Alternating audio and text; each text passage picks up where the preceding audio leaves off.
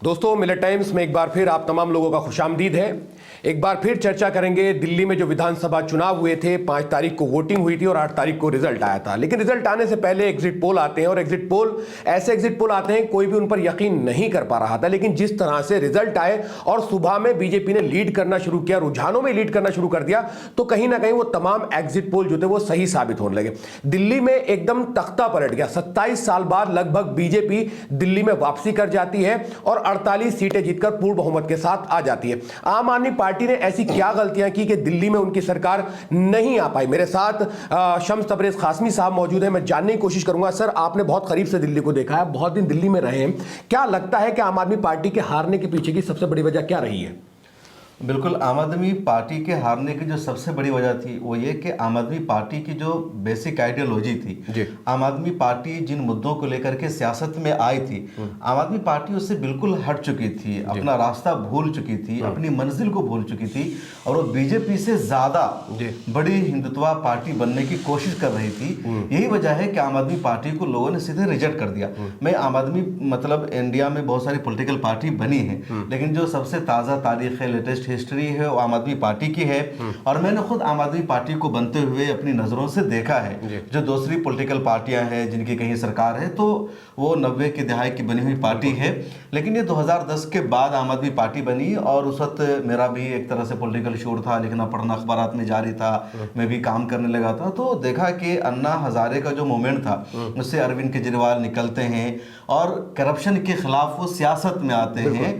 वो कहते हैं कि ना हम कांग्रेस के रास्ते पर चलेंगे, ना बीजेपी के रास्ते पर चलेंगे, बल्कि कांग्रेस से ज़्यादा सेकुलरिज्म की बात अरविंद केजरीवाल करते हुए नजर आते हैं, लोगों को फ़ायदा पहुंचाने की बात करते हैं। और मैंने देखा था कि जब अन्ना हजारे का मूवमेंट चल रहा था तो हर दुकान पर, हर जगह वी सपोर्ट अन्ना हजारे या we are with Anna Hazare, हम करप्शन के खिलाफ हैं। और कांग्रेस को उसी मूवमेंट की वजह से बहुत ज़्यादा नुकसान का सामना करना पड़ा। मरकज़ में कांग्रेस की सियासत का ख़त्म हो गया, दिल्ली में कांग्रेस की हार हुई। और जब अरविंद केजरीवाल ने सियासी पार्टी बनाई तो कांग्रेस को छोड़कर सब लोगों ने अरविंद केजरीवाल को सपोर्ट किया। अरविंद केजरीवाल की सरकार भी बनी, कम सीटें आई पहली मरतबा 2013 में, तो कांग्रेस के सपोर्ट से सरकार बनी। जब दूसरी मरतबा अरविंद केजरीवाल की सरकार बनी तो फुल मेजोरिटी आ गई, कांग्रेस को एक भी सीट पर जीत नहीं मिली। बीजेपी का बिल्कुल एक तरह से सफाया हो गया, 2-4 सीटें बीजेपी को मिली। 2020 के चुनाव में भी बीजेपी को हार का सामना करना पड़ा और आम आदमी पार्टी को जीत मिली।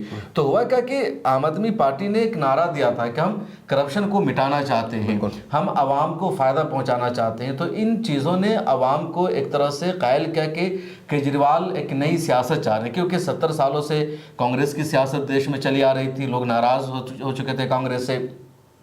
इधर बीजेपी की जो सियासत है देश को बांटने की, लोगों को बांटने की, नफरत फैलाने की, मंदिर मस्जिद करने की, हिंदू मुसलमान करने की, तो देश की जो बड़ी आबादी है वो बीजेपी की सियासत भी नहीं चाहती। कांग्रेस से पहले लोग नाराज थे, तो इसलिए आवाम ने आम आदमी पार्टी को फौरन एक्सेप्ट कर लिया। बहुत कम ऐसा होता है कि कोई पार्टी बनी हो और 1 साल में उस पार्टी की सरकार बन जाए, तारीख में इसकी मिसालें बहुत कम मिलती है।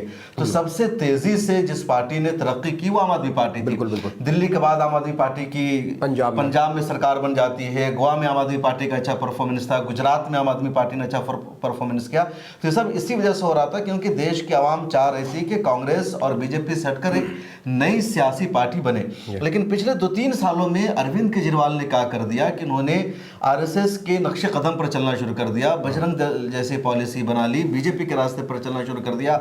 इन्होंने कहा कि हम रुपया पर वो लक्ष्मी की तस्वीर देखना चाहते हैं। इन्होंने लोगों को राम मंदिर की यात्रा कराना शुरू कर दिया। मतलब बीजेपी शर्मसार होने लगे कि किस तरह हिंदुत्व के मुद्दों पर हम अरविंद केजरीवाल का सामना करें, आम आदमी पार्टी का सामना करना पड़े। और लोगों को पता था, देखिए दुनिया जानती है कि कौन असली हिंदू है, कौन नकली हिंदू है, कौन वोट बैंक के लिए क्या कर रहा है, सबको पता है। देश में जब भी हिंदुत्व के मुद्दों की बात होगी, कम्युनलिज्म की बात होगी, फिरका परस्ती की बात होगी, हिंदू और मुसलमानों को आपस में बांटने की बात होगी, तो बीजेपी का जो नंबर है वो बरकरार रहेगा टॉप में, कि बीजेपी ही ये सब काम कर सकती है। आम आदमी पार्टी के बारे में लोगों ने समझ लिया कि ये सियासत के लिए कर रहे, वोट हासिल करने के लिए कर रहे। तो इसी वजह से आम आदमी पार्टी को बहुत बड़ा झटका लगा, बहुत लोगों ने सीधे नजरअंदाज कर दिया और बदतरीन हार का सामना करना। अच्छा, आपने देखा होगा, आप बाहर थे, लेकिन आपने देखा होगा कि ओखला विधानसभा की जो हाइप थी वो अपने आप में बहुत ज्यादा थी। असदुद्दीन ओवैसी साहब ने 2 सीटों पर कैंडिडेट उतार दिए, लेकिन 16 सीटों पर कांग्रेस की वजह से आम आदमी पार्टी हार जाती है। बहुत से लोग कह रहे हैं कि असदुद्दीन ओवैसी ने जो है वो इलेक्शन को चेंज कर दिया, बहुत लोग कह रहे हैं कि कांग्रेस ने जो है आम आदमी पार्टी को हरवा दिया। आप कैसे देखते हैं, किसका असर ज्यादा रहा है इस चुनाव में? देखिए, इस चुनाव को अगर करीब से देखा जाए तो कांग्रेस नहीं चाहती थी कि आम आदमी पार्टी यहाँ सरकार बनाए, बिल्कुल, क्योंकि कांग्रेस के लिए अपोजिशन का किरदार निभाना भी बहुत मुश्किल हो गया था जब दिल्ली में आम आदमी पार्टी की सरकार थी और दिल्ली में बहुत लंबे अरसे तक कांग्रेस की हुकूमत थी। शीला दीक्षित का जो काम है वो आज भी मिसाल के तौर पर, रोल मॉडल के तौर पर पेश किया जाता है। तो कांग्रेस को बहुत ज़्यादा दर्द था, कांग्रेस को बहुत ज़्यादा तकलीफ थी कि आम आदमी पार्टी है और आम आदमी पार्टी से लड़ना कांग्रेस के लिए बहुत मुश्किल था। पिछले 2 चुनाव में कांग्रेस ने हल्का हाथ रखा और कोशिश की कि बीजेपी ना आए, लेकिन इस मरतबा कांग्रेस के जो सब्र का पैमाना है वो भी लबरेज हो चुका था। उधर हरियाणा में कांग्रेस चुनाव जीत कर एक तरह से हार जाती है और उस हार के पीछे आम आदमी पार्टी का हाथ था, क्योंकि आम आदमी पार्टी ने बहुत ज़्यादा जगहों पर अपने नुमाइंदे खड़े कर दिए। वोट का बंटवारा हो बहुत कम मार्जिन से वहाँ कांग्रेस की हार हो जाती है, बीजेपी सरकार बना लेती है। तो कांग्रेस ने इस मरतबा ठान लिया था कि हमें आम आदमी पार्टी को रोकना है। कांग्रेस को यह भी अंदाजा था कि वो सरकार में नहीं आ पाएगी, उसके नुमाइंदे नहीं जीत पाएंगे, तो बीजेपी आएगी और कांग्रेस के लिए बीजेपी से लड़ना आसान है इसके बजाय कि वो आम आदमी पार्टी से लड़े। जिस तरह आप बंगाल में देखेंगे कि बंगाल में कांग्रेस जब बीजेपी के मुकाबले में थी तो कांग्रेस के लिए अपोजिशन का किरदार निभाना बहुत आसान था या कांग्रेस का लड़ना बंगाल में बहुत आसान था। लेकिन जैसे ममता बनर्जी की सरकार वहाँ आ जाती है तो ममता बनर्जी के सामने अपोजिशन का किरदार निभाना कांग्रेस के लिए बहुत ज़्यादा मुश्किल हो जाता है, क्योंकि फिर सेंटर में ममता बनर्जी की जरूरत पड़ेगी, इंडिया अलायंस में वो है, या दूसरे स्टेट में कांग्रेस को अलायंस करना पड़ता है राष्ट्रीय जो स्टेट की पार्टी होती है, जो रियासती पार्टी होती है। जैसे कांग्रेस और समाजवादी पार्टी में बहुत ज्यादा इख्तलाफ है, इसके बावजूद उनको नेशनल इलेक्शन में लोकसभा में अलायंस करना पड़ता है। आरजेडी और कांग्रेस में भी 36 का आंकड़ा है, दोनों पार्टी के जो नेता एक दूसरे के खिलाफ बोलते हैं, लेकिन मजबूरी में उनको अलायंस करना पड़ता है। तो इसी तरह कांग्रेस ने सोचा कि आम आदमी पार्टी को हटाना है तो 20-22 सीटें ऐसी है जहां 1000 या 1500 वोट के मार्जिन से हार हुई है आम आदमी पार्टी की, बीजेपी की वहां जीत हुई है और वहां का जो वोट मिला है वो कांग्रेस को मिला है और कांग्रेस इसका क्रेडिट भी ले रही है कि हमने आम आदमी पार्टी को हराया है। तो अगर कांग्रेस अपने उम्मीदवार को खड़ा ना करती, या खड़ा करना तो हक ये मैं नहीं कह सकता, लेकिन अगर इतना एग्रेसिव होकर के चुनाव ना लड़ती, राहुल गांधी खुल करके नहीं आते, प्रियंका गांधी की रैली नहीं होती, तो कम वोट आता कांग्रेस को और बीजेपी और आम आदमी पार्टी आसानी से इस बार भी जीत जाती। अगर वोट परसेंटेज देखा जाए तो मैं देखता हूँ कि 45% वोट जो है वो बीजेपी के पास है, 45 प्लस, और 43% 2% वोटों का मार्जिन है, और वहीं 2% वोट जो है वो कांग्रेस के बढ़ गए इस बार। तो यही 2% जो कांग्रेस का बढ़ा है वही आम आदमी पार्टी को हराने के लिए काफी रहा। एक बात और समझिए कि जो दिल्ली का वोट है वो कम्युनल वोट है। दिल्ली का जो वोटर्स है जैसे कांग्रेस से हटा तो वो स्टेट में आम आदमी पार्टी के साथ आ गया, लेकिन वो चला गया लोकसभा में बीजेपी के साथ। 2014 का लोकसभा इलेक्शन या 2019 का लोकसभा इलेक्शन या फिर 2024 का लोकसभा इलेक्शन, तीनों लोकसभा इलेक्शन में एक तरफा तौर पर बीजेपी की यहाँ से जीत होती रही है। खासतौर पर 19 में आम आदमी पार्टी और कांग्रेस का अलायंस था, इसी तरह 24 में आम आदमी पार्टी और कांग्रेस का अलायंस था, और इस दोनों इलेक्शन में जनता ने बीजेपी को ही वोट किया। एक भी सीट पर कांग्रेस या आम आदमी पार्टी के नुमाइंदों की जीत नहीं हो सकी। विधानसभा में यहाँ की लोगों ने आम आदमी पार्टी को मौका दिया, क्योंकि आम आदमी पार्टी को मिडिल क्लास ने भी वोट किया, और इस वजह से कि आम आदमी पार्टी ने वादा किया था बिजली 200 यूनिट फ्री में दे रहे हैं, पानी का बिल फ्री मारा, इन सब चीज़ों की वजह से अब इस चुनाव में बीजेपी ने भी वादा कर लिया कि जो स्कीमें मिल रही है वो स्कीमें चलती रहेगी, उसको हम चेंज नहीं करेंगे। तो इस वजह से लोगों ने भरोसा कर लिया कि चलो चेंज करके देखते हैं, कुछ और नया मिले। इसके अलावा उन्होंने और बहुत सारी स्कीमें भी निकाली हैं जो लेकिन बीजेपी पर कितना लोग भरोसा करेंगे इन वादों के द्वारा से कहना मुश्किल है। एक आपके जो ओखला की बातचीत की आपने कि एक तो नैरेटिव वो है कि कांग्रेस ने हराया आम आदमी पार्टी को, दूसरा एक नैरेटिव वो है जो मुस्लिम सियासत के खिलाफ है, वो ये इल्ज़ाम लगा रहे हैं कि AIMIM की वजह से बीजेपी की दिल्ली में जीत हुई है। उनका यह भी कहना है कि भले ऑल इंडिया मजलिस इत्तेहादुल मुस्लिमीन ने सिर्फ 2 सीटों पर अपने उम्मीदवार को खड़ा किया, लेकिन उसका पूरा दिल्ली पर असर हुआ। तो मेरा मानना है कि AIMIM ने इस मरतबा दिल्ली में बहुत समझदारी से काम लिया, शोर से काम लिया, और सिर्फ 2 सीटों पर ही अपने उम्मीदवार को खड़ा किया, ज़्यादा खड़ा नहीं किया। ज़्यादा सीटों पर खड़ा करते तो मुझे लगता है कि जो इतने मुसलमान उम्मीदवार जीत पाए हैं ये भी मुश्किल हो पाता। MIM ने जिन लोगों को खड़ा किया उनको पूरे देश की दुआएं मिली, तायद मिली, क्योंकि वो लोग जेल में हैं UAPA के तहत, एक ऐसे गुनाह की सजा वो काट रहे हैं जिस गुनाह का उन्होंने इर्तिकाब ही नहीं किया। दिल्ली दंगा में उनका कोई रोल नहीं था और वो इल्ज़ाम है ताहिर हुसैन पर का मामला हो या शिफा रहमान का मामला हो, तो इन दोनों को जो वोट मिला, अच्छा खासा वोट मिला है और ये लोग हार करके भी जीत गए हैं। लेकिन ये इल्ज़ाम लगाना कि इनकी वजह से बीजेपी जीती, मुझे लगता है सरासर गलत अब ओखला विधानसभा की आपने बात की तो मैं आपको बताऊं कि अमरनाथ साहब तीसरी बार चुनाव जीते, लेकिन मुश्किलें जो है वो थमने का नाम नहीं ले रही हैं। अभी 40 घंटे से पुलिस उनको ढूंढ रही थी, फिर उन्होंने रायोसावेनी कोर्ट से उनको राहत मिल जाती, 24 फरवरी तक वो गिरफ्तार नहीं होंगे, और अभी जामिया नगर थाने पे वो बाहर निकले और वो मतलब खुश दिखाई दे रहे थे कि उनको इतना टाइम मिल गया। इसको कैसे देखते हैं, क्योंकि 5 साल बीजेपी दिल्ली में रहेगी, अमानतुल्लाह खान जो है वो आम आदमी पार्टी से विधायक है, कितना मुश्किल होने वाला है उनके लिए और कितना आसान होने वाला है? देखिए, अमानतुल्लाह खान के लिए मुश्किलें पहली बार नहीं आई है, बल्कि अमानतुल्लाह खान खुद इस तरह की मुश्किलें लेते रहते हैं कि मरतबा अपने नेता के लिए, अपनी पार्टी के लिए अमानतुल्लाह खान ज़रूरत से ज़्यादा वफादारी दिखाने की भी कोशिश करते हैं। तो अमानतुल्लाह खान के साथ पहले भी कई तरह के मामले आए हैं, कुछ मामले उनके पर्सनल रहे, जैसे उनके बेटा का मामला था, कुछ मामला वक्फ बोर्ड को लेकर के था, कुछ मामला जब चीफ सेक्रेटरी के साथ उनकी हाथापाई हुई थी वो मामला था। इस मरतबा एक अलग मामला है, किसी और को बचाने का मामला है। तो अमानतुल्लाह खान लगातार इस तरह की मुश्किलों का सामना करते रहे, लेकिन अमानतुल्लाह खान हर मरतबा बचने में कामयाब रहे हैं। अब बीजेपी की कोशिश क्या थी कि ओखला, जो मुसलमानों का सबसे ज़्यादा पढ़ा लिखा इलाका माना जाता है, अच्छे अच्छे मुसलमानों के प्रोफेसर, डॉक्टर, इंजीनियर, जर्नलिस्ट इस इलाका में रहते हैं, तो बीजेपी ने पूरी कोशिश की कि इस इलाका से वो जीत जाए। सबसे ज़्यादा बीजेपी को इस इलाका से इस मरतबा वोट भी मिला है। बीजेपी का जो कैंडिडेट था वो लगातार मुसलमानों के बीच में आ रहा था, आईटी सेल के ज़रिए या दूसरे ज़राए से बार बार मुसलमानों को फ़ोन कॉल आ रही थी बीजेपी उम्मीदवार की तरफ से। तो बीजेपी ने पूरी कोशिश की। आपने ये भी देखा होगा कि इस इलाके का जो बीजेपी का एमएलए था उसने कोई कम्युनल एजेंडा नहीं अपनाया। जैसे मुस्तफ़ाबाद का है, उसने कहा नाम बदल देंगे, ये करेंगे, वो करेंगे। इधर का जो था वो सेकुलर बन करके मुसलमानों का वोट ले रहा था। इसके बावजूद मुसलमानों ने समझदारी से काम लिया, शोर से काम लिया और एक तरफा तौर पर वोट के अमानतुल्लाह खान को उनकी जीत भी हो जाती है। अब अमानतुल्लाह खान का एक बड़ा कद हो चुका है, क्योंकि अमानतुल्लाह खान ने लगातार तीसरी मरतबा जीत हासिल की है। आम आदमी पार्टी ने लगातार तीसरी मरतबा अमानतुल्लाह खान को टिकट दिया। जो खबरें थी अंदरूनी ज़राए से वो ये कि अमानतुल्लाह खान का टिकट काटने की बहुत कोशिश की गई, उनके खिलाफ लगातार रिपोर्ट दी जा रही थी। लेकिन जब पार्टी ने सर्वे किया तो बार बार अमानतुल्लाह खान का ही नाम आ रहा था।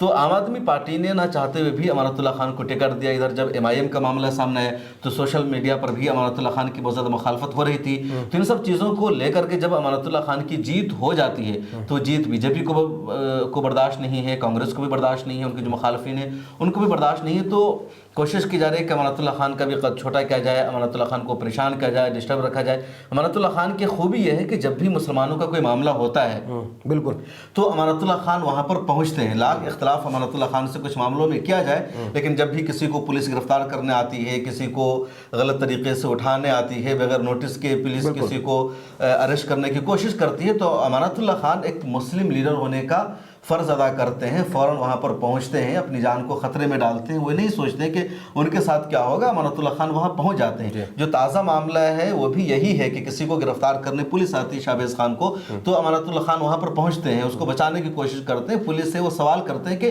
नोटिस कहाँ है, दिखाओ, ऐसे कैसे तुम गिरफ्तार कर सकते हो। तो अमानतुल्लाह खान को कई मामलों में मैंने देखा है, खा उमर गौतम साहब की गिरफ्तारी का मामला हो या डॉक्टर जफरुल इस्लाम खान साहब के घर पुलिस आ गई थी, ऐसे कई लोगों का मामला। दिल्ली दंगों में भी काफी मतलब एक्टिव रहे थे। दिल्ली दंगों में तो एनआरसी में भी काफी एक्टिव रहे। दिल्ली दंगों में तो मैंने खुद देखा कि जब दिल्ली दंगा हुआ तो अमानतुल्लाह खान ने अपनी जान को खतरे में डाला। ये वहाँ पहुँचते हैं, लोगों की मदद करते हैं। वक्फ बोर्ड की तरफ से फौरी तौर पर इमदाद दी गई, टेंट लगाए गए, रिलीफ वर्क किया गया। और जब कर्फ्यू था, वहाँ लगातार वायलेंस हो रहा था, तो अमानतुल्लाह खान ने वहाँ पहुँचने की कोशिश की। तो अमानतुल्लाह खान का जो कदम था बड़ा कदम था, और ये अब खूबी है अमानत। अच्छा, पहला चुनाव अमानत भाई जीत जाते हैं आम आदमी पार्टी की आंधी में, दूसरा चुनाव जीत जाते हैं सीए एनआरसी के प्रोटेस्ट में। तो आपको नहीं लगता कि तीसरा चुनाव जो है अरविंद केजरीवाल के नाम पे ना जीत के अपनी शख्सियत पे चुनाव जीते हैं? नहीं, अमानतुल्लाह खान जो तीसरा चुनाव जीते हैं अपनी शख्सियत से ज़्यादा बीजेपी के डर से। क्योंकि ये जो चुनाव था इसमें अरविंद केजरीवाल ने वाज़े कर दिया था कि हम तुम्हारे लिए कोई भी रैली करने नहीं आएंगे, और अरविंद केजरीवाल ने किसी भी मुस्लिम एरिया में कोई भी रैली नहीं की, किसी भी मुस्लिम उम्मीदवार के लिए जाकर के वोट नहीं मांगा। अरविंद केजरीवाल का मैसेज क्लियर था। आतिशी और दूसरे लोगों ने भी मुस्लिम इलाकों में कोई भी रैली नहीं की, क्योंकि अरविंद केजरीवाल को लग रहा था कि मुस्लिम इलाकों में हम जाएंगे तो कांग्रेस जैसा इल्जाम या राहुल गांधी जैसा इल्जाम हम पर भी लग जाएगा कि मुस्लिम प्रो है, मुसलमानों के हिमायती है, तो हमें हिंदू वोट हासिल करना है, बीजेपी जैसी इमेज बनानी है, जो बात मैंने शुरू में की। इसी वजह से अरविंद केजरीवाल ने ये सब किया। अब मुस्लिम इलाकों के लिए मसला क्या था, मुस्लिम जो वोटर्स है उनको पता है कि कौन जीत रहा है कौन हार रहा है, तो मुसलमानों में नाराजगी थी आम आदमी पार्टी से, जो अरविंद केजरीवाल का रोल था तबलीगी जमात को लेकर के, कोविड में, दूसरे मामलों में, बिल्किस बानो को लेकर के, या मुसलमानों के तमाम इश्यूज को लेकर के। तो इन सब के बावजूद मुसलमानों ने देखा कि आम आदमी पार्टी बीजेपी को ही हराने में कामयाब हो सकती है। कांग्रेस इस चुनाव में कहीं भी जीत नहीं रही है। कांग्रेस ने बहुत आखिर में ज़्यादातर इलाकों में अपने उम्मीदवार को उतारा। खुद ओखला का जो मामला है, लास्ट टाइम पर कांग्रेस ने अपने उम्मीदवार को उतारा। जो लोग मेहनत कर रहे थे उनको कांग्रेस ने टिकट नहीं दिया, ऐसे लोगों को टिकट दिया जिससे पहले जनता नाराज़ थी। तो मुसलमानों ने देखा कि कांग्रेस का जो उम्मीदवार है उसमें दम नहीं है, कांग्रेस को किसी का वोट नहीं मिल रहा है। उधर बीजेपी बहुत मजबूती के साथ चुनाव लड़ रही है, तो बीजेपी को रोकना ओखला से या दीगर इलाकों से ज़रूरी था, जिसके लिए मुसलमानों ने दो ऑप्शन चुना, या तो वो शिफाउर रहमान की तरफ जाए या दूसरी बात थी कि अमानतुल्लाह खान की तरफ जाए। शिफाउर रहमान के बारे में मुसलमानों ने सोचा, 40,000 वोट भी आया, लेकिन ये लगा लोगों को कि शिफाउर रहमान को सिर्फ मुसलमानों का ही वोट मिल रहा है, कहीं ना कहीं दोपहर में वोट के अलावा वोट नहीं मिल रहा है। तो शुरू से सुबह से दोपहर तक शिफाउर रहमान के हक में माहौल था, लेकिन उसके बाद लोगों ने महसूस किया कि मुसलमानों के अलावा का वोट नहीं मिल रहा है। अमानत को आम आदमी पार्टी के बिहाफ पर मुसलमानों के अलावा का भी वोट मिलेगा, जो दूसरे इलाके हैं वहाँ से वोट आएगा। तो इस वजह से फिर चेंज होता है, शिफ्ट होता है अमानत की तरफ, और अमानत को ज़्यादा वोट मिलता है और उनकी जीत हो जाती है। तो नो डाउट कि अमानत को जीत मिली है, अपने दम पर मिली है, लेकिन उसमें ज़्यादा किरदार है बीजेपी की जीत का डर और खौफ कि बीजेपी को रोकना है। तो बीजेपी को रोकने की वजह से दो ऑप्शन था, शिफाउर रहमान, अमानत। लोगों ने अमानत ज्यादा भारी पड़े और अमानत को वोट किया। और अमानत भाई ने जो एज किया, उसकी एज की पीछे वजह थी कि नॉन मुस्लिम वोटर में जो यहाँ पर अगर कहा जाए माइनॉरिटी है, उसका वोट भी उनको मिलने वाला था। मैं सर एक जब बात और जानना चाहता हूँ, क्योंकि दिल्ली में 13% मुसलमान है, लगभग 20 लाख वोटर है, और 5 सीटें ऐसी है जो बिल्कुल डायरेक्ट जीत के आ सकते हैं मुसलमान, लेकिन मुस्तफाबाद की आवाम ने कहीं ना कहीं गलती की, जिसकी वजह से बीजेपी को सीट चलेगी। अब उसका खामियाजा क्या है कि वो 33 फुटा रोड चौड़ा होगा, 40 फुटा रोड चौड़ा होगा, और मुस्तफाबाद विधानसभा जो है वो शिवपुरी विधानसभा बनेगी। इस तरह की जो चीजें हो रही हैं, तो आप इसको कैसे देखते हैं? बीजेपी नाम बदलने में माहिर है, तो ये कितना आसान है ऐसा कर देना? देखिए, बीजेपी के एमएलए की तरफ से जो सारा स्टेटमेंट सामने आ रहा है, ये दरअसल मुसलमानों को डराने के लिए, खौफजदा करने के लिए, नफसियाती तौर पर उन पर अटैक करने की कोशिश है। बीजेपी पहले भी नाम बदल सकती थी, बिल्कुल, चूंकि दिल्ली मुकम्मल तौर पर स्टेट नहीं है, स्पेशल स्टेट है, तो दिल्ली का जो ज़्यादातर पावर है वो सेंटर के पास होता है। आम आदमी पार्टी की सरकार रहते हुए भी दिल्ली में कई जगह का नाम सरकार ने बदल दिया है, एमसीडी ने बदलने की कोशिश की है। तो अब ये जो पूरा मामला है, एक तरह से मुसलमानों को खौफजदा करने की कोशिश है, डराने की कोशिश है। कुछ भी नहीं होगा। मुस्तफाबाद की आवाम ने गलती कोई नहीं की, क्योंकि कांग्रेस ने भी अपना उम्मीदवार खड़ा किया था, आम आदमी पार्टी का भी उम्मीदवार था। अब थोड़ा बहुत तो कांग्रेस के उम्मीदवार को वोट जाना था। अगर कांग्रेस के उम्मीदवार को वोट नहीं जाता या ताहिर हुसैन को वोट नहीं जाता, तो इजीली आदिल हुसैन की जीत हो जाती। दूसरी बात है कि मुस्तफाबाद में पहली बार कोई बीजेपी का एमएलए नहीं बना है, इससे पहले भी बीजेपी की वहां से जीत हो चुकी है। क्योंकि इन सब सीटों के मुकाबले में, ओखला, बल्ली मरान या मटिया महल के मुकाबले में मुस्तफाबाद में मुसलमानों का जो वोट है वो सिर्फ 40% है। तो मुस्लिम वोट 3 जगह तकसीम भी हो जाता है, बीजेपी को फौरन बीजेपी को एक तरफा पूरा वोट मिलता है। तो इस वजह से बीजेपी उम्मीदवार की जीत हो गई है। तो मुझे लगता है कि अगर वहाँ नाम बदलने की कोशिश की जाती है या बुलडोज़र चलाने की कोशिश की जाती है, तो वहाँ के लोगों को उसको रोकने की कोशिश करनी चाहिए, एहतजाज करना चाहिए। जो लीडर्स हैं, जो कांग्रेस के लीडर हैं, जो आम आदमी पार्टी के लीडर हैं, जिनको मुसलमानों ने वोट किया है, इनकी जिम्मेदारी है अपोजिशन का किरदार निभाना, बीजेपी को रोकना, मुसलमानों के साथ वहाँ पर खड़े रहना। इन नेताओं की जिम्मेदारी है, और अगर ये नहीं करते हैं तो मुझे लगता है कि अगली मर्तबा इनको सिरे से नज़रअंदाज करना चाहिए। अच्छा, आपको लगता है कि मुस्लिम वोटर दिल्ली चुनाव में आम आदमी पार्टी का वफादार रहा है? देखिए, मुस्लिम वोटर आम आदमी पार्टी का वफादार नहीं रहा है, बल्कि मुस्लिम वोटर के लिए मजबूरी रही है आम आदमी पार्टी, क्योंकि ऑप्शन नहीं था। कांग्रेस सीरियस होकर चुनाव लड़ नहीं रही थी। कांग्रेस का कोई भी उम्मीदवार लगातार तीसरी मरतबा नहीं जीत सका जी। अब अंदाज़ा लगाई 2013 के चुनाव में सिर्फ 4 कांग्रेस को उम्मीदवार को जीत मिली, और वो चारों मुसलमान ही थे मुसलमान इलाकों में। उसके बाद जब सरकार बनी आम आदमी पार्टी की और कांग्रेस की, 6 महीने के बाद वो सरकार टूट जाती है, सदर राज लगा। फिर दोबारा जब इलेक्शन हुआ दिल्ली में तो एक भी सीट पर कांग्रेस को कहीं जीत नहीं मिली। दूसरे इलेक्शन में यानी 2020 में नहीं जीत मिली, ये तीसरा इलेक्शन है। तो लगातार 3 इलेक्शन में दिल्ली में कांग्रेस का सफाया हो रहा है। उससे पहले वाले इलेक्शन में सिर्फ 4 सीटों पर कांग्रेस को जीत मिली, तो मुस्लिम इलाकों में। तो मुसलमानों ने देखा कि कांग्रेस को कहीं वोट ही नहीं मिल रहा है, तो हम क्यों वोट करें, जो सरकार बन रही है उसको हम वोट करें। और बीजेपी को रोकना जरूरी था, तो बीजेपी के उम्मीदवार को रोकने के लिए आम आदमी पार्टी का उम्मीदवार ही बेहतर था।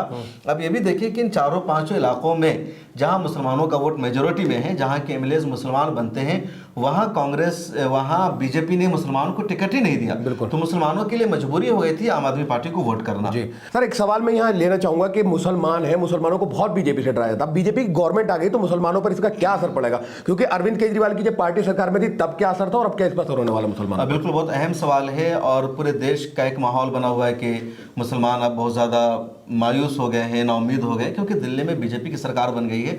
मुझे लगता है कि मुसलमानों को बीजेपी की सरकार बन जाने से ज़रा सा भी फिक्रमंद होने की यहाँ ज़रूरत नहीं है, क्योंकि अरविंद केजरीवाल की जब सरकार थी तब भी मुसलमानों के साथ बहुत कुछ हो रहा था और इस सरकार में भी होगा। न तो अरविंद केजरीवाल की सरकार रोक रही थी आम आदमी पार्टी की सरकार कहीं भी। अब देखिए, आम आदमी पार्टी की पिछले 10 सालों से सरकार थी और जगह जगह मुसलमानों के घरों को तोड़ा गया, मुसलमानों पर बुलडोजर चलाए गए, 5-6 मस्जिदों को दिल्ली में शहीद कर दिया गया, 40-50 से ज़्यादा मज़ारों को बुलडोज कर दिया गया। और कहीं पर भी अरविंद केजरीवाल ने उसको रोकने की कोशिश नहीं की, उसकी पार्टी रोकने की कोशिश नहीं की। कहीं पर भी आम आदमी पार्टी ने एक प्रेस कॉन्फ्रेंस नहीं किया। दिल्ली दंगा वाज़ेह तौर पर मौजूद है कि दिल्ली दंगा हो रहा था और आम आदमी पार्टी उस दिल्ली दंगा को रोकने की जरा बराबर कोशिश नहीं की, बल्कि अरविंद केजरीवाल गांधी जी की समाधि पर जाकर के बैठ गए। हालांकि चाहते तो वहां पहुंच सकते थे अपने एमएलएस के साथ, लेकिन उन्होंने कोई भी किरदार नहीं निभाया। बल्कि मैं खुद ऐनी शाहिद हूं कि जब दिल्ली दंगा हो रहा था तो अरविंद केजरीवाल के घर के बाहर एक्टिविस्ट स्टूडेंट्स प्रोटेस्ट कर रहे थे, मांग कर रहे थे कि अरविंद केजरीवाल आप सीएम है, घर से बाहर निकलिए, दंगा का जो इलाका है वहां जाइए, आप सीएम है, आप जाएंगे तो कम से कम लॉ एंड ऑर्डर मेंटेन होगा, सरकार सीरियस होगी, होम मिनिस्ट्री एक्टिव होगी और दंगा को रोका जाएगा। क्योंकि वहां लोगों के घर जल रहे हैं, उनकी दुकानों को आग लगाया जा रहा है, उन पर हमला किया जा रहा है, माँ और बहनों की जो इज्जत है, इफ्फत तार तार की जा रही है। लेकिन अरविंद केजरीवाल घर में बैठे रहे और उन्होंने पुलिस से वहां प्रोटेस्ट कर रहे लोगों पर लाठी चार्ज करवाया, आंसू गैस के गोले दागे गए, गिरफ्तार किया गया बहुत सारे लोगों को। मैं भी वहां पर मौजूद था, मैंने सब कुछ अपनी आंखों से देखा। तो अरविंद केजरीवाल ने पूरे 10 सालों में कहीं भी किसी भी मोमेंट में मुसलमानों का साथ नहीं दिया। और बीजेपी सेंटर में थी, बीजेपी के पास पुलिस, बीजेपी के पास सारी चीजें, एलजी का रूल, तो बीजेपी सब कुछ अपना कर रही थी। जो इदारे हैं माइनॉरिटी के, वहां भी ढंग के किसी जिम्मेदार को आम आदमी पार्टी ने मुतय्यन नहीं किया। बिल्कुल, जो माइनॉरिटी कमीशन है वो कई साल से खाली पड़ा है। दिल्ली वक्फ बोर्ड का चेयरमैन भी नहीं बनने दिया जा रहा है। इसी तरह दिल्ली उर्दू एकेडमी का जो एक जिम्मेदार शख्स वाइस चेयरमैन होना चाहिए वो नहीं हो पा रहा है। तो मुसलमानों को आम आदमी पार्टी की सरकार में कोई एक्स्ट्रा कोई बेनिफिट नहीं मिल रहा था। मुसलमानों पर जो अत्याचार है, जो कुछ हो रहा था वो लगातार जारी था और कहीं पर भी आम आदमी पार्टी की सरकार उसको नहीं रोक रही थी। तो अब बीजेपी आ गई है और बीजेपी सेंटर में थी, तो बीजेपी को जो करना था कर रही थी। तब भी बीजेपी जो चाहेगी करेगी। आम आदमी पार्टी की सरकार और बीजेपी की सरकार दिल्ली में होने से मुसलमानों के लिए मुसलमान जैसे थे वैसे ही रहने, जैसा था वैसा ही रहेगा और मुसलमानों को भी ज्यादा खौफजदा होने की या मायूस होने की जरूरत नहीं, क्योंकि आम आदमी पार्टी की सरकार थी तब भी सेंटर में बीजेपी की सरकार थी, पुलिस बीजेपी के हाथ में होती है। लगातार बीजेपी की तरफ से या पुलिस की तरफ से मुसलमानों को परेशान किया जा रहा था। अभी देखिए, जब बांग्लादेश का मामला सामने आया तो निज़ामुद्दीन में, शाहीन बाग में और मुख्तलिफ मुस्लिम लोकेलिटीज़ में, इलाकों में दाढ़ी टोपी वाले मुसलमानों की आईडी चेक की जा रही थी कि तुम बांग्लादेशी तो नहीं हो। कहीं को गिरफ्तार किया गया, उनको परेशान किया गया और कहीं पर भी एक आवाज़ नहीं उठी आम आदमी पार्टी की तरफ से, आम आदमी पार्टी के जिम्मेदारों की तरफ से। मुख्तलिफ इलाकों में मुसलमानों के घरों को तोड़ा गया, बुलडोज़र चलाया गया और कहीं पर भी कोई सपोर्ट नहीं मिला। आम आदमी पार्टी ने वादा किया था कि जो बहुत सारे ऐसे एरियाज़ हैं दिल्ली में या जो दिल्ली की कॉलोनी है जो इलीगल है, अनऑथोराइज्ड है, उसको वो ऑथोराइज करेंगे। किसी को भी नहीं किया। ओखला सबसे बड़ी इसकी मिसाल है। लगातार मांग की जा रही है कि इसको ऑथोराइज किया जाए, अभी तक इसको ऑथोराइज नहीं किया जा रहा। इसी ओखला में बहुत सारे लोगों के घरों को बुलडोज़र से तोड़ा गया। आपने देखा होगा ओखला हेड में और कहाँ कहाँ बहुत सारे मकान बने मकानात को तोड़ा गया और कहीं पर भी इनको रोकने की कोशिश नहीं की गई। आम आदमी पार्टी की तरफ से कहीं पर भी कोई सपोर्ट सामने नहीं आया। जो मुसलमान थे उन्होंने खुद जाकर के रोकने की कोशिश की, तो कोई फर्क नहीं पड़ता। आम आदमी पार्टी की सरकार में जो कुछ हो रहा था वैसा इस सरकार में भी हो सकता है। और मायूस होने की या कुछ डरने की बिल्कुल जरूरत नहीं है, मामला सेम रहेगा। ठीक, अब कितना आसान लगता है, क्योंकि पंजाब को लेकर बहुत कंट्रोवर्सी हो रही है, कहा जा रहा है कि हो सकता है पंजाब की भी सरकार गिर जाए, तो उसको कैसे देखते हैं हम? देखिए, आम आदमी पार्टी के लिए सरकार बचाना तो बहुत मुश्किल है, क्योंकि जो पार्टी बहुत जल्दी इक़्तिदार में आती है, बहुत जल्दी आगे बढ़ती है, उसका जो शीश महल है बहुत जल्दी गिर भी जाता है, टूट भी जाता है। तो आम आदमी पार्टी ने बहुत जल्दी सियासत में तरक्की की, प्रोग्रेस किया, दिल्ली में सरकार बना लिया, पंजाब में सरकार बना लिया, और अरविंद केजरीवाल ने पूरी तरह मनमानी की, बिल्कुल जमहूरी तरीके के बजाय आमराना रवैया अपनाया। उनके कई साथी जो उनके साथ उनसे अलग होते गए, योगेंद्र यादव का नाम शामिल है, प्रशांत भूषण का नाम शामिल है, या आशुतोष का नाम शामिल है, इसी तरह वो जो शायर है कुमार विश्वास, और इस तरह के और कई सारे नाम हैं। कई बड़े बड़े मुसलमान थे, शाहज़े अल्मी उनके साथी, जो अन्ना मोमेंट था पूरा, जो लोग उनके साथ थे, अलका लांबा भी शायद उनके साथ थी। तो सब लोग उनसे अलग हो चुके हैं, क्योंकि अरविंद केजरीवाल प्राइवेट लिमिटेड की तरह वो आम आदमी पार्टी को चला रहे हैं। तो अब आगे उनके लिए संभालना मुश्किल होगा। हालांकि पिछले दिनों में बीजेपी ने तोड़ने की कोशिश की, लेकिन आम आदमी पार्टी ने, केजरीवाल ने अपने तमाम साथियों को अपने साथ रखा। अब आगे उन तमाम को साथ रख पाएंगे, नहीं रख पाएंगे, बहुत मुश्किल होगा। कांग्रेस भी आम आदमी पार्टी के साथ नहीं है, न खड़ी हो सकती है। तो पंजाब कैसे आम आदमी पार्टी बचा पाएगी, बहुत मुश्किल होगा। हालांकि फिलहाल तो खबर यही है कि आम आदमी पार्टी ने बचा लिया है। पंजाब के तमाम एमएलएज ने कहा कि हम क्या नाम है उनका, भगवत मान के साथ हैं, अरविंद केजरीवाल के साथ खड़े हैं। तो अरविंद केजरीवाल को भी अपने रवैये को बदलना होगा, अपने तरीक़े को बदलना होगा। अगर अरविंद केजरीवाल ने अपना रवैया बदलने की कोशिश नहीं की, अपना तरीक़ा बदलने की कोशिश नहीं की, तो बीजेपी ख़त्म कर देगी। बीजेपी ने कई पार्टियों को आसानी से ख़त्म कर दिया है। और अरविंद केजरीवाल अगर इंडिया की सियासत में ज़िंदा रहना चाहते हैं, वो लॉन्ग टर्म अपनी सियासत को बाकी रखना चाहते हैं, तो उनके लिए ज़रूरी होगा कि जिन एजेंडों पर वो अपनी पार्टी को बनाए थे, जो एजेंडा उन्होंने शुरू में इख्तियार किया था, उसी एजेंडा को इख्तियार करें। क्योंकि देश की आवाम में एक बड़ी तादाद ऐसी है जो ना कांग्रेस की सियासत को चाहती है, ना बीजेपी को सियासत को चाहती है, एक अलग सियासत को चाहती है। और इसी वजह से आम आदमी पार्टी को एक्सेप्टेंस मिला। लेकिन जिस तरह आम आदमी पार्टी ने बहुत जल्दी पूरे देश में अपनी सरकार बनाने के लिए, या अरविंद केजरीवाल ने पीएम बनने के लिए जिस तरह का तरीका अपनाया, उसका नुकसान होने लगा है। जी, दिल्ली के लिए बीजेपी की तरफ सीएम का बेस्ट चेहरा कौन हो सकता है? प्रवेश वर्मा, क्योंकि जो नई दिल्ली जीतता है वही मुख्यमंत्री बन जाता है। आपको क्या लगता है, या फिर कोई पंजाबी चेहरा लाएंगे पंजाब को दिमाग में रखते हुए, कौन हो सकता है? देखिए, बीजेपी की खूबी यह है कि किसी को सीएम बना देती है, क्योंकि जो बीजेपी का सीएम होता है वो एक चेहरा होता है, फेस होता है, उसको डील कहीं और से क्या आता है। तो बीजेपी को फर्क नहीं पड़ता कि कौन उसका सीएम होगा, क्योंकि बीजेपी का जो भी सीएम बनता है मुकम्मल तौर पर वफादारी से पार्टी हेडक्वार्टर के मुताबिक ही वो काम को अंजाम देता है। मिसालें मौजूद है मध्य प्रदेश की, राजस्थान की, कई इलाकों की। तो कई मरतबा जो बीजेपी के पुराने नेता रहते हैं, या जिनको लगता है कि हमारे दम पर बीजेपी की हुकूमत आई है तो हमें सीएम बनाया जाएगा, लेकिन उन सबको बीजेपी ने सीधे किनारे लगा दिया है। राजस्थान की मिसालें मौजूद है, या मध्य प्रदेश की मिसाल मौजूद है, कि और स्टेट की मिसालें मौजूद है। तो प्रवेश वर्मा खुश हो रहे हैं, या कपिल मिश्रा को लग रहा होगा, मुझे नहीं लगता कि बीजेपी इन सबको सीएम बनाएगी। बीजेपी पंजाब को सामने रखेगी, बिहार को सामने रखेगी, क्योंकि बिहार बीजेपी के लिए बहुत अहम है। तो बीजेपी किसी ऐसे चेहरा को सामने लाएगी जिससे बिहार में उसको ज़्यादा फायदा मिले। पंजाब को बीजेपी ज़्यादा सीरियस नहीं लेगी, लेकिन बिहार बीजेपी के लिए बहुत अहम है। तो बीजेपी किसी ऐसे चेहरा को ही सामने लाएगी जिससे यूपी और बिहार में उसको ज़्यादा फायदा। अच्छा, एक लास्ट सवाल मैं पूछना चाह रहा हूँ सर, क्योंकि केंद्र में बीजेपी है, दिल्ली में बीजेपी, आप कहाँ देखते हैं कि बीजेपी 5 साल में दिल्ली को कहाँ ले आ सकती है? देखिए, बीजेपी बहुत ज़्यादा मशहूर है जुमला पार्टी के लिए, वादा खिलाफी के लिए। तो हालांकि अच्छा होता है कि जब सेंटर में भी सरकार होती है एक पार्टी की, और उसी पार्टी की दिल्ली में, तो कोई इख्तलाफ सामने नहीं आता, किसी तरह का तनाज़ुर सामने नहीं आता। क्योंकि अब तक क्या चल रहा था कि केजरीवाल कह रहे थे हम ये काम करना चाह रहे हैं और एलजी नहीं करने दे रहे, एलजी के जरिए रूल हो रहा था। तो अब जैसे कांग्रेस की सरकार थी सेंटर में भी और दिल्ली में भी, तो किसी तरह का कोई विवाद इख्तलाफ सामने नहीं आ रहा था। अब सेम पार्टी की सरकार बन गई है, तो बीजेपी के पास भी अक्यूज़ करने का, बहाना करने का कोई मौका नहीं होगा। जनता भी जान लेगी। अब देखना यह है कि दिल्ली की आवाम से बीजेपी ने जो वादा किया है, उस वादे को बीजेपी कितना पूरा करती है। अगर बिजली का जो मामला है उसको दोबारा से शुरू कर दिया जाता है, जो स्कीम चल रही थी उसको बाकी नहीं रखा जाता है, बसेस का किराया जो वोमेन के लिए या सीनियर सिटीजन्स के लिए फ्री था उसको बाकी नहीं रखा जाता है, पैसा देने का जो वादा बीजेपी ने किया है उसको बाकी नहीं रखा जाता है। तो मुझे लगता है कि दिल्ली की आवाम आइंदा सबक सिखाएगी बीजेपी को, क्योंकि जो मिडिल क्लास वोटर्स है वो दोबारा बीजेपी पर भरोसा नहीं करेगा। और आम आदमी पार्टी की जो हार है